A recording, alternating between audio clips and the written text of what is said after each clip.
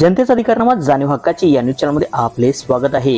इंगळी येथील भूस्खलन झालेल्या विहिरीस जिल्ह्याचे पालकमंत्री प्रकाश आंबेडकर यांची भेट, प्रशासनाला दिले तातडीचे आदेश। इंगळी येथे झालेल्या विहिरीच्या भूस्खलनात कोसळलेली तटबंदी व बंद झालेला रस्ता याची पाहणी करण्यासाठी जिल्ह्याचे पालकमंत्री नामदार प्रकाश आंबेडकर यांची भेट दरम्यान यावेळी जिल्हा परिषदेचे प्रशासकीय अधिकारी, गट विकास अधिकारी, हातकणंगले तहसीलदार यांना नामदार प्रकाश आंबेडकर यांनी पुढची पूर परिस्थिती लक्षात घेता यावर तातडीचे उपाययोजना करण्यासंदर्भात दिले आदेश। यावेळी गावकऱ्यांनी नामदार प्रकाश आंबेडकर यांच्या समोर गावकऱ्यांनी आपल्या व्यथा मांडत आपला होत असलेल्या पुराच्या धोक्याची संभाव्य परिस्थिती सांगत महिलांनी नामदार आंबेडकर साहेब समोर आपल्या राहण्यास दुसरीकडे जागा उपलब्ध करून देण्यासंदर्भात सांगितले।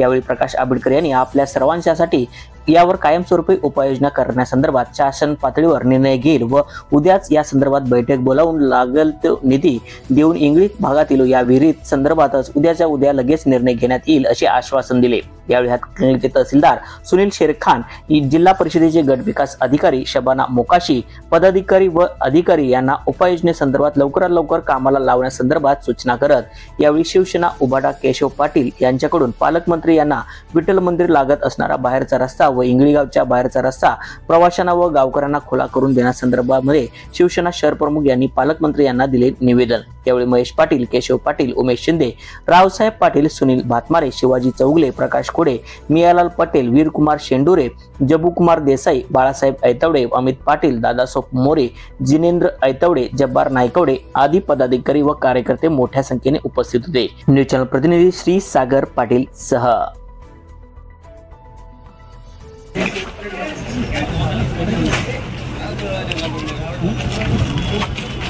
अवकाळी पावसानं ज्या पद्धतीनं कोल्हापूर जिल्ह्यामध्ये एकदमच अवकाळी पावसाची सुरुवात झाली, त्यामध्ये शेतकऱ्यांचं नुकसान झालं। तसंच या इंगळी या गावामध्ये सुद्धा शेतकऱ्यांच्या बरोबर इथल्या एकूणच मुख्य रस्ता जो यापूर्वी सुद्धा मुख्य रस्त्याचं नुकसान झालं होतं आणि त्याच्या साईडलाच असणारा एका अतिशय महत्त्वपूर्ण गल्लीमधल्या रस्त्याचे सुद्धा नुकसान झाले। आज तिथले 7 कुटुंबांना ग्रामपंचायतीनं एका शाळेमध्ये शिफ्ट केलेलं आहे। खरं तर या भूसल्लाकनासारख्या अशा पद्धतीच्या परिस्थितीमध्ये सरकारच्या वतीने जे काही उपाययोजना केल्या पाहिजेत त्या करण्यासाठी आम्ही आजच आदेश दिले आहेत। यापूर्वी सुद्धा ज्यावेळेला मुख्य रस्ता खचला होता, त्या मुख्य रस्ता खचल्यानंतर या विभागाचे खासदार सन्मान्य धैर्यशील माने आणि या विभागाचे आमदार सन्मान्य अशोकराव माने या दोघांच्या आग्रहाखातर आपण याच्या सगळ्या पूर परिस्थितीतून या सगळ्या लोकांना मदत करण्यासाठी 2,81,00,000ची तरतूद केलेली आहे। परंतु एवढ्यावरच भागून चालणार नाही, तर भविष्यात असा प्रसंग इथं उद्भवू नये यासाठी ज्या काही गोष्टी करायला पाहिजेत त्या कलेक्टर आणि तहसीलदारांना आणि त्याचबरोबर इथल्या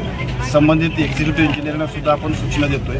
कोणत्याही परिस्थितीमध्ये अशा पद्धतीची ही घटना भविष्यात घडू नये यासाठी योग्य त्या उपाययोजना आपण शासनाच्या वतीने करणार आहोत।